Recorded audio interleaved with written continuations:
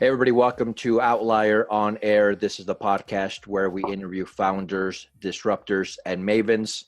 As always, I'm your host, Ever Gonzalez.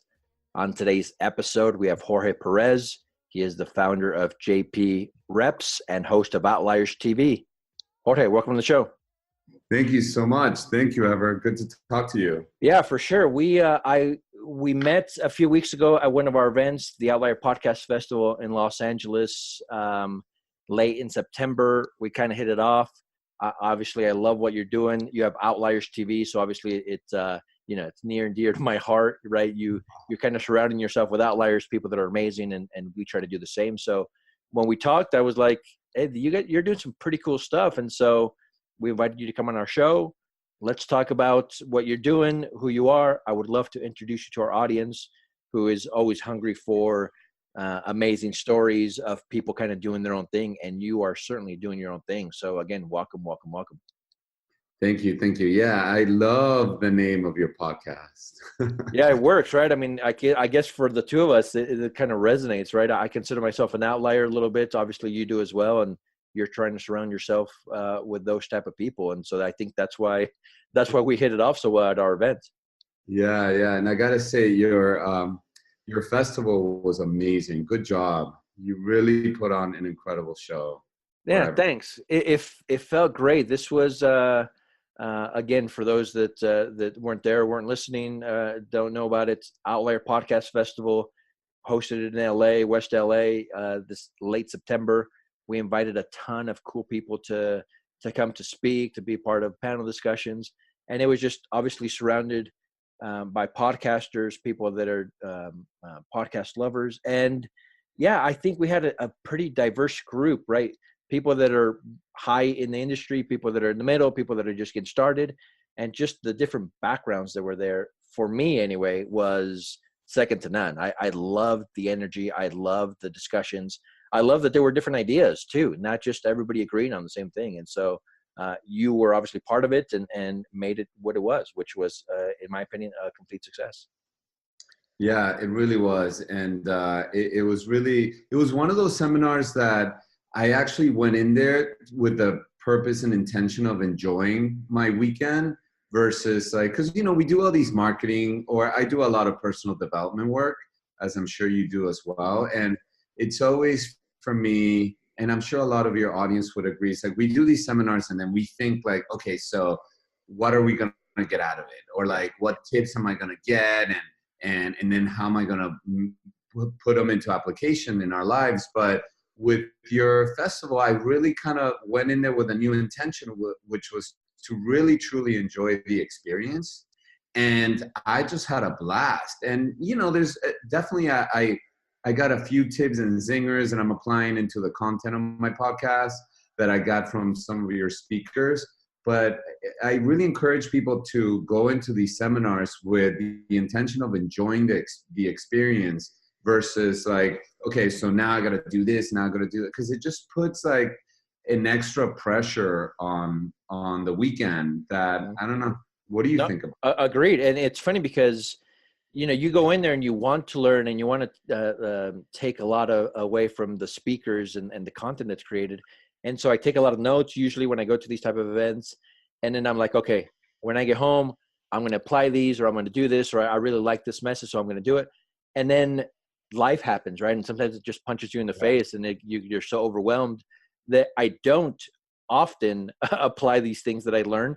And then I feel guilty and like, oh man, I'm such a loser. Why can't I just do that? And so I feel almost even worse than if I would have just missed it entirely, because I know I should be doing some things, but then I kind of don't, because again, life just gets busy. And so going in there with a positive attitude like you and just saying, I'm going to learn as much as I can, whatever I take out of it, I take out of it.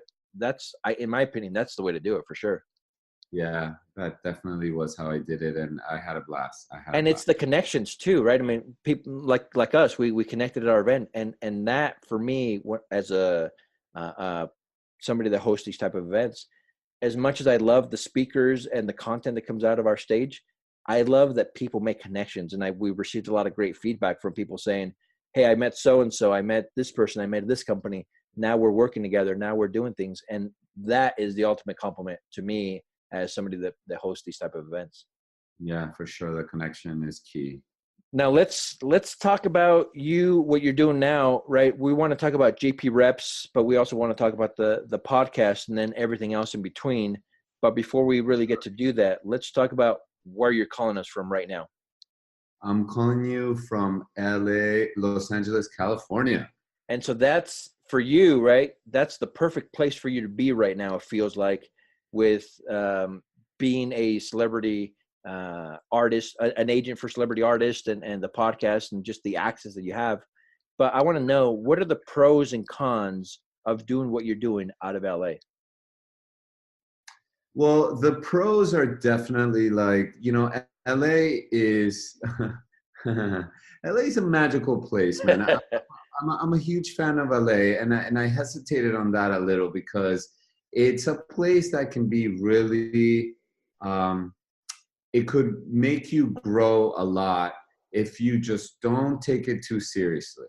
But if you take it very seriously, it could also, in my opinion, take you down, because everybody here is, for the majority of my, circle of friends, we've all left our homes and we've come with big dreams, whether you want to be an actor, a producer, or a writer, or whatever. So you have a culture of people that are doing stuff, but they really want to do something else. Yeah. Or they're constantly getting rejection by that thing that they want. And then, and then you're seeing other people achieving that, right? Because you're seeing the Emmys, the Oscars, this party, this, that. So it's almost like you live constantly being reminded of what you're not getting to. Do you feel me? Yeah. Yeah. So that creates like a culture in a way of frustration and, and all the icky stuff that comes with it. And at the same time, though, it could be very inspiring if if you're the kind of person that really chooses to look at things half full and not half empty, and you can say, okay, well, my friend got that part, or he got that opportunity, that can happen to me too. That can, things can, open up for me as well. They don't have to be right now. So in my opinion, it can take you to enlightenment really fast if you have the right attitude and frame of mind.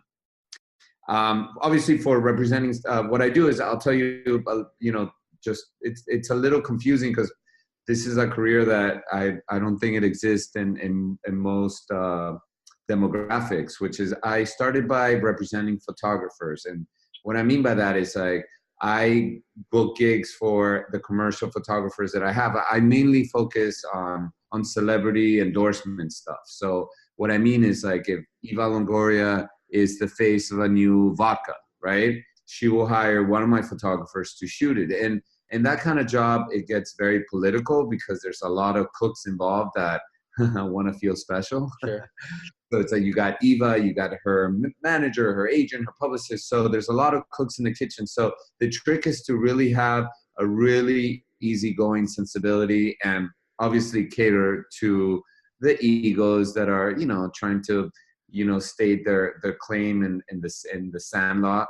But if you get the rhythm of it, it's a very lucrative field. It's definitely, it's great. I mean, one of my first jobs that I did, we flew to Prague and we shot Brad Pitt for a Japanese cell phone campaign. And oh my God, it was such a great, lucrative gig. And, at the same time, then I found myself, having a glass of wine in Brad Pitt's room and bonding with him. So it's kind of like, what? Like, how did, Uh-huh. So I do find, and then obviously you network, and before you know it, you have friends like this, and you get you get a lot of cool stories for your friends and for your life, and that's what life is, right? It's just a bunch of stories of experiences that we have.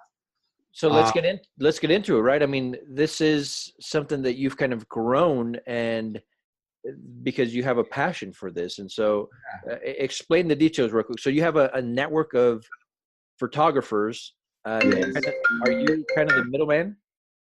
Yes, what I am is I'm the middleman. So basically what I do, I'm a connector at heart, man. And I connect things. I mean, I've connected marriages, divorces, friendships, business deals. I'm the kind of guy that I've lived in, whether it was Venezuela or New Jersey or Miami or New York, when I leave a trail of new relationships with people that are now best buddies. And I really love that about how the universe has unfolded, and maybe my personality has something to do with it. That's what I do. So what I do is my relationships are with, let's say, the agency that represents Toyota, right? Let's say that's JWT. So my relationship is with those buyers, and then and obviously my photographer. So I'm the middle guy. I'm the guy that comes in and they call me and they're like, hey, we need a photographer to shoot Brad Pitt for a new Toyota commercial. So then I negotiate the deal. I keep both artists, meaning my photographer and Brad Pitt, like away from the money conversation. I'm the one that has the money conversation and then logistical.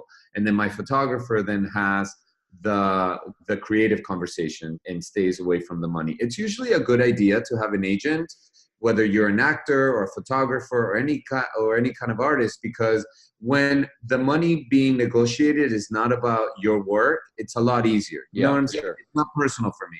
But Yeah, it's not your baby, right? I think a lot of times that's where people get in trouble, saying this is my baby, whether it's the photography or the film or whatever, and then they get in trouble, or they get into like these back and forth saying, well, my baby is it's worth a lot more than what your initial offer. And so feelings get hurt, the deal falls apart. So I think it's smart to have somebody like you in their corner. Yeah, it's good to have church and state, Yeah. you know? And then for me, it's not personal, and they get to have the fun, creative conversations, and I get to have the money conversation. Now, you know, my business has, you know, technology obviously has changed the playing field for all of us. You know, it's created you and me being able to have a conversation right now, but it's also really impacted the way people consume media.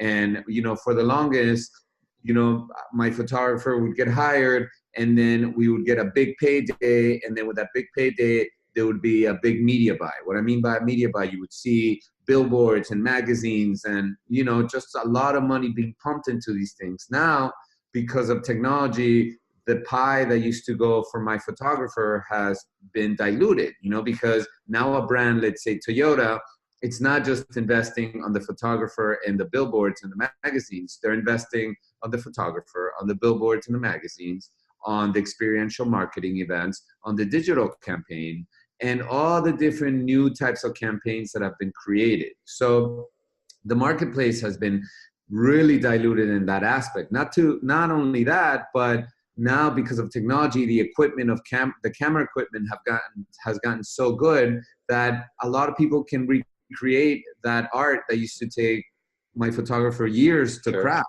Sure. You know, so in all areas we've been hit, which is in a way what, you know, a birth cast. I kept finding myself in these conversations about how technology is dismantling our businesses and our lives, and how we can use that as a positive to invent something new and you know, and start over or regroup or diverse the business. So out of that came the birth of Outliers TV, which is a conversation about technology impacting all of our lives and how people are handling it.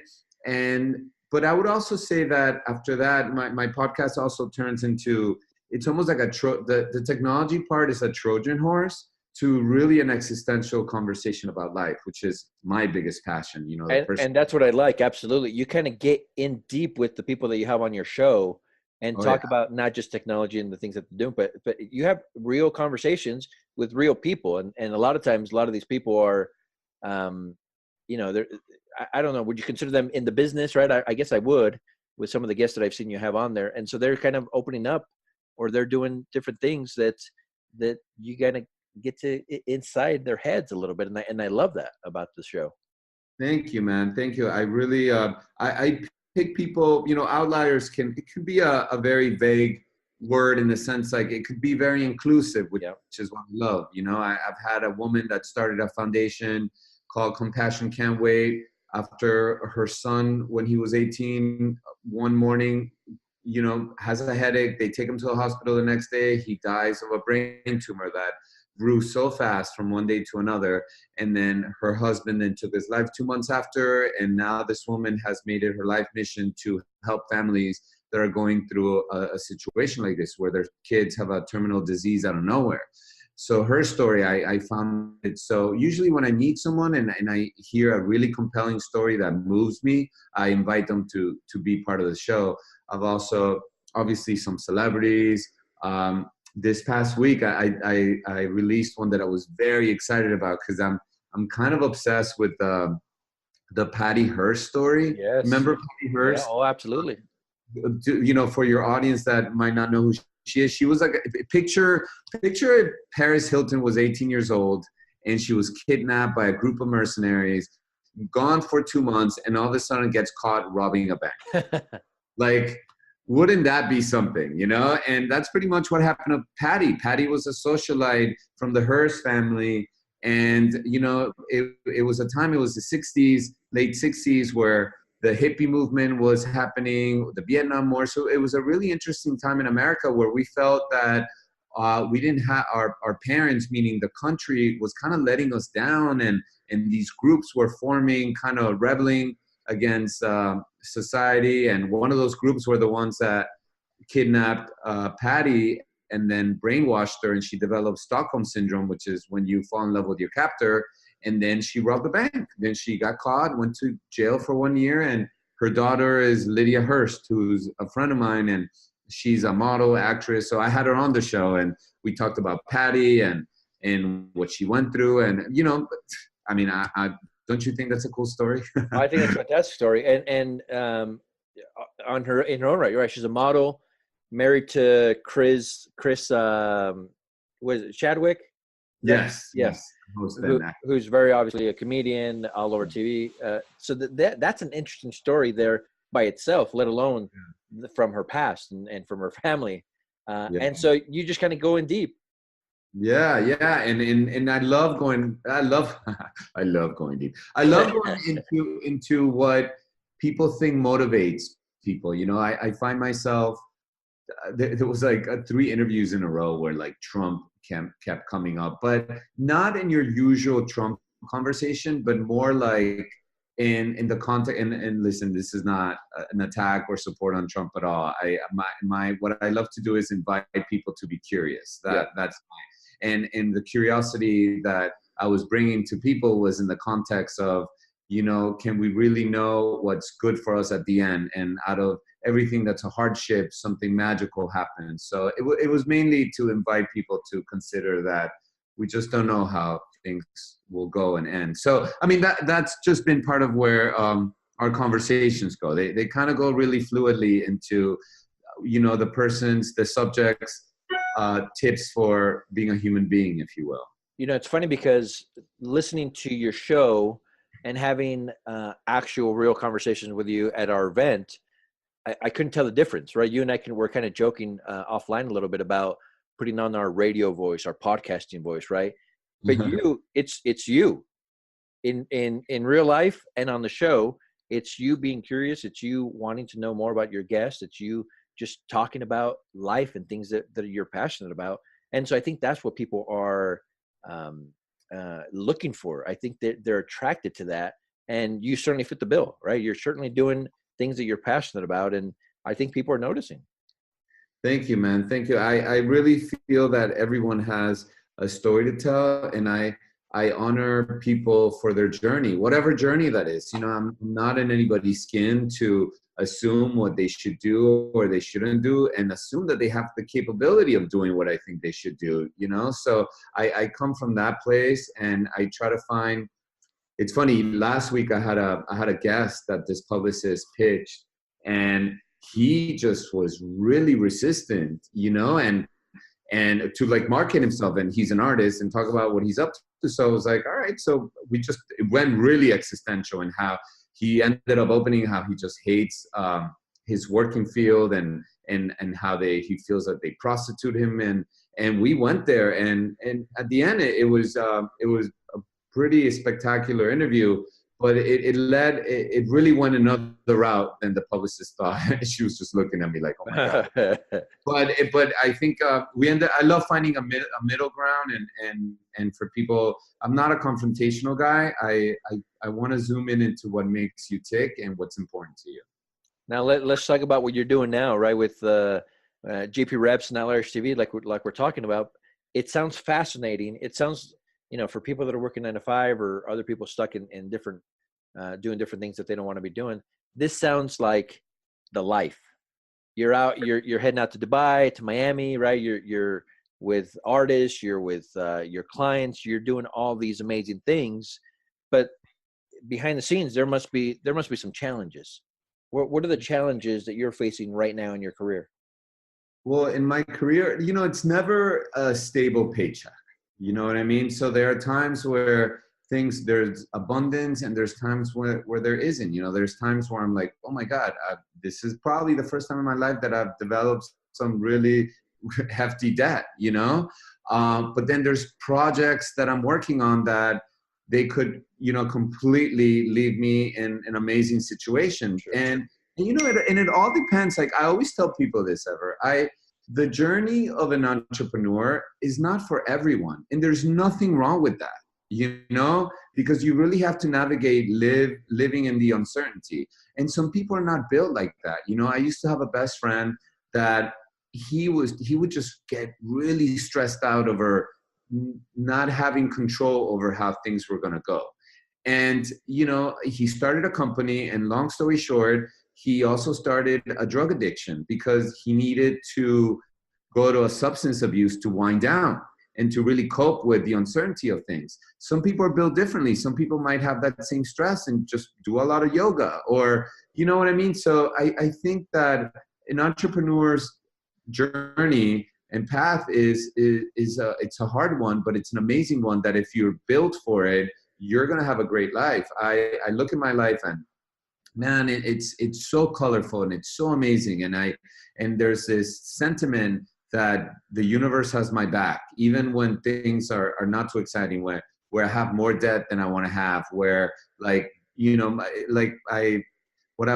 get into it, but our budgets for repping photographers have really diminished. Like I've lost relationships with artists that I used to rep because I can't get them work and they can't get themselves work. So but because of that, and this is the beauty of it, because of how hard things got, and I'll put hard in quotations, I was able to start being in the inquiry of like, what else do I want to do? And think of the podcast idea. And now with that, I'm exploring, okay, so now I'm kind of skewing also into interviewing CEOs. And once I interview those CEOs, then we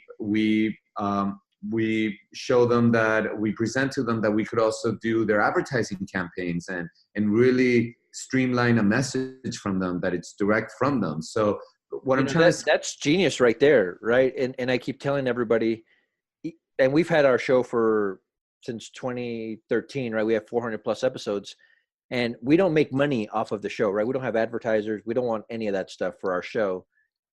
We use it for me personally to kind of get to know other entrepreneurs, CEOs, artists, people that I'm interested in.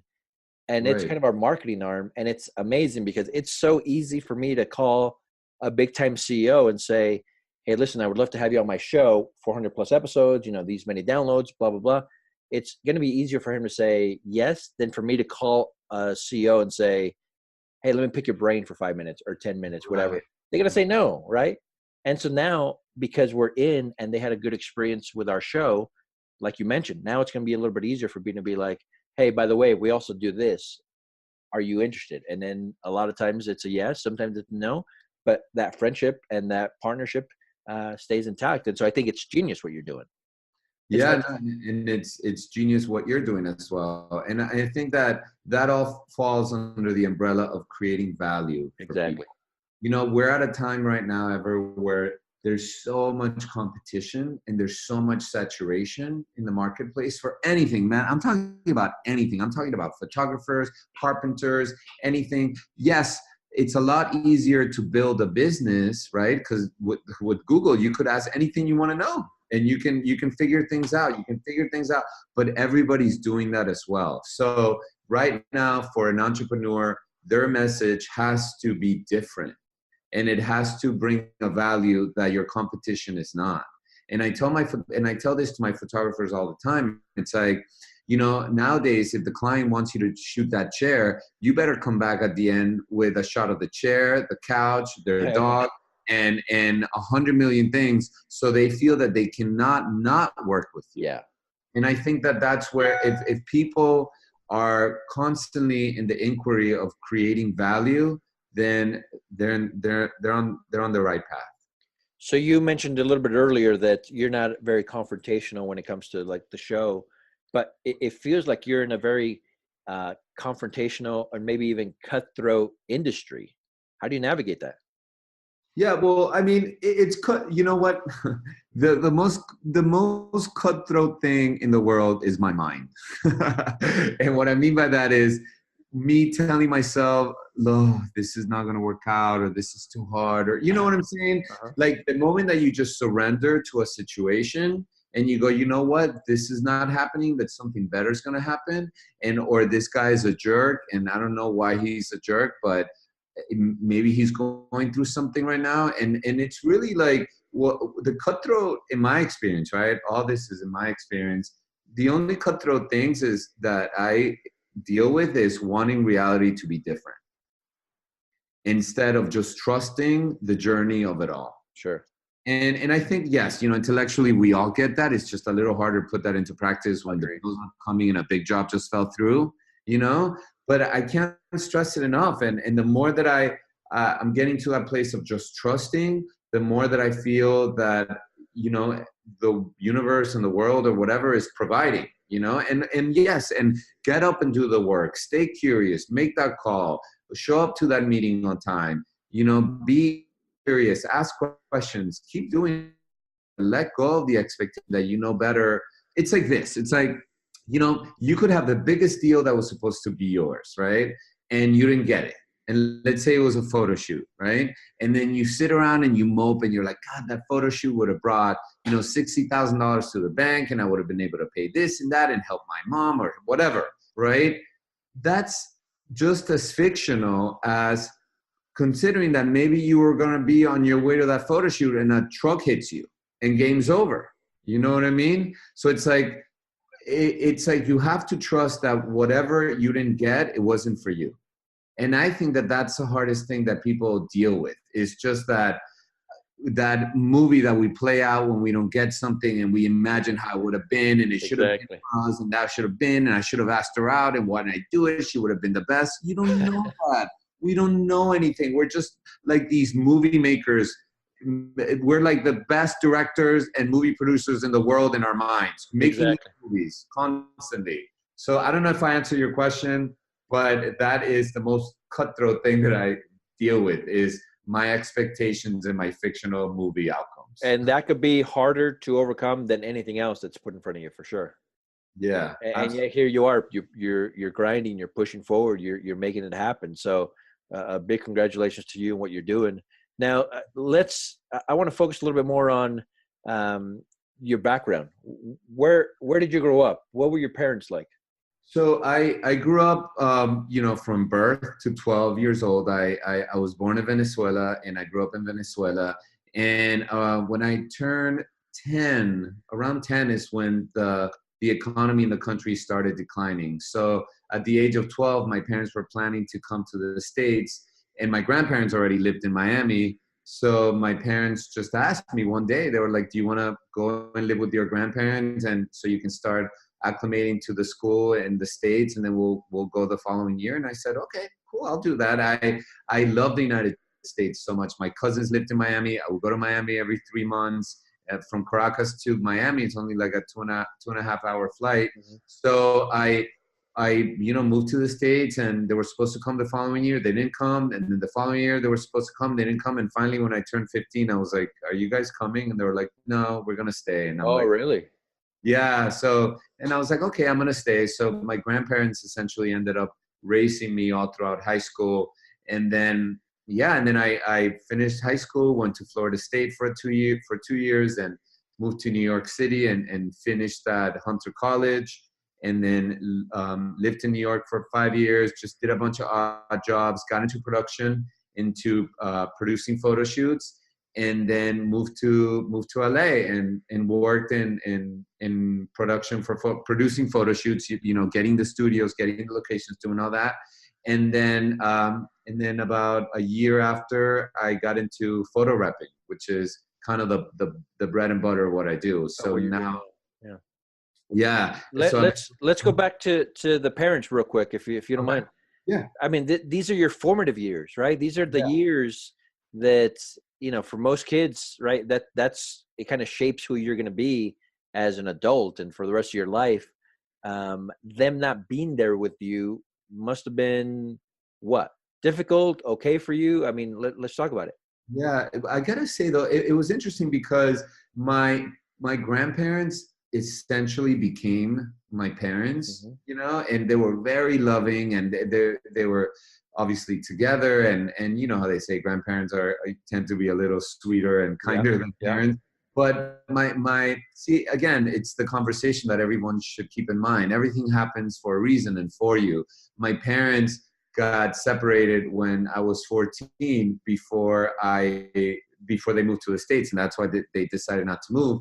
So I always used to say that I had my parents together when I needed them, which is when I lived with them. And then once they got separated, obviously it was very painful, but I had my grandparents in a way as my new parents. So I never went through that divorce trauma of the separation of the parents, because essentially the nucleus that I had was my grandparents. So, obviously, I think pain is a beautiful thing, and I think pain shapes us. I think the most painful thing that I went through was that when I was 10 years old, my sister is a concert pianist, and she was 12. She was 2 years older than me. And she moved to the United States before me when I was 10. And that was really traumatizing for me. After that, I think I was very numb, because my parents were very generous. They let her move to the States because the teacher lived there, and that was the best thing for her career. But it was definitely very painful. So after that, it's interesting how things happen. After that, when I turned 12, I think after having that separation from my sister, I felt like, okay, when you've been through the worst, you feel like, I could do anything. And then after that, it wasn't so bad. And yeah, I would say that was the biggest trauma that I had. But inevitably, that trauma led me to my greatness and my path. So go figure, right?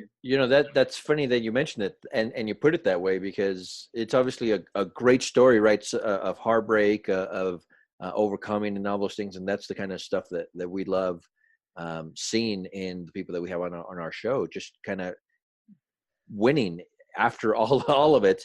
And so now I kind of have a similar background, a little bit, not quite like yours, but a little bit different. Born in Mexico, right? I was 3 years old, moved to the United States, very, very poor, very young, single mother that raised us, right? Working tons of jobs. My grandmother raised us in the home. But overcoming those things and now having the success that we have now and the things that we have now, kind of like you, what I struggle with now, though, is now I have 3 kids, right? And as much as I want to give them everything in the world, I'm like, oh, shoot, these guys have more money now than I had in my entire first 20 years of life, right? Where comfort-wise and security and things like that, which is great. But I'm trying to figure out how to not raise them to be soft, right? I want them to have a little bit of grit in them. And so that's where we're balancing these things. To me and you, it was thrust upon us. We had to survive. We had to overcome these things, where these guys, you and your future family, if that happens, and for those that kind of have similar stories, that's where I think my challenge and my, the dilemma is, I guess, trying to give these guys the grit and the push to be able to overcome, because they have it a whole lot better than we did. Yeah, right. And that's the greatest paradox. There's a great interview on How I Built This with Guy Raz, with Howard Schlitz, the founder of Starbucks. And he talks about how he doesn't give his kids any money. And when Guy asked him why, he said, because I never want them to think that they can't make it on their own. Interesting.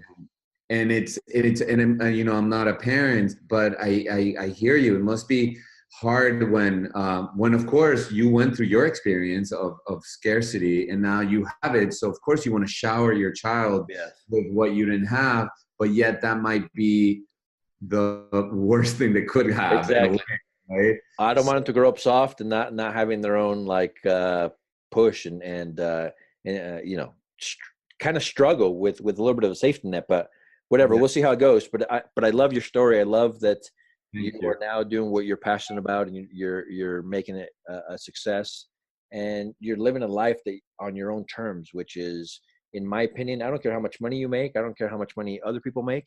If it's something that you're passionate about and that you're paying the bills, even better, right? You're having these experiences. Um, that's like the ultimate success for me. Yeah, and I really want to encourage people to also, I think, I really enjoy what I do, and I can see the possibility in it, and it's still unfolding ever. It's like I'm still kind of creating, like, this trip that I have in Dubai is to really test new territory and go into the unknown, and how could I build more business there, and I don't have it all planned out. I'm enjoying the podcast so much. I love connecting with people and obviously seeing how I can monetize from it and create a business around it. But it's almost just hang. I invite people to just, if you don't have it worked out yet and you haven't found that passion or whatever, or maybe you had a passion for something and now you don't anymore, and that's okay too. My biggest thing is to invite people to surrender to their conditions and not put that extra stress on thinking that things should be a certain way when they're not. Agreed. That's the number one thing we need to do, is to fully just surrender to, like, okay, this is where I'm at. This is all the money that I have right now. This is what I'm doing right now. And then just open up to letting life unfold you and guide you to where things are supposed to. And yes, I do agree with you. I think having a life of autonomy, at least for me, is, you can't put a number on it, and it's beautiful, and I love the freedom in it, and if I can help people and have the best life that I can have, then God, we're all winning. So one of the last questions as we start to kind of wrap this up a little bit. Yes. When we have you back on the show in 3 years, what are we going to be talking about?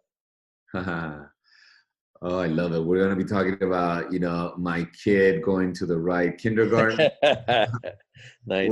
We're going to be talking about how I've created this business in the Middle East, how my podcast, Outliers TV. I chose Outliers TV as kind of like a positive omen.